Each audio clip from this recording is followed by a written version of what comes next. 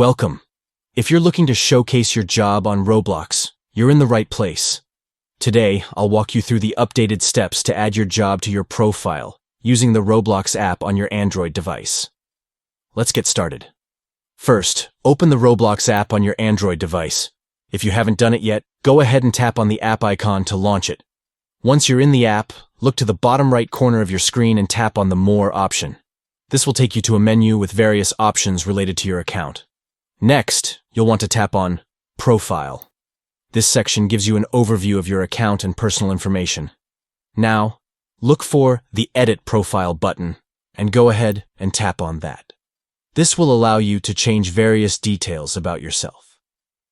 Under the About section, you'll see a pencil icon. Tap on that pencil icon to start editing your information. Here's where the fun part comes in.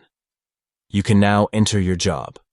Whether you're a game developer, a designer, or anything else, this is the perfect spot to showcase what you do. Finally, once you've entered your job details, look to the top right corner of the screen and tap Save. This will ensure all your changes are kept, and your job will be visible on your profile. And there you have it. You've successfully added your job on Roblox. Thanks for watching, and happy gaming.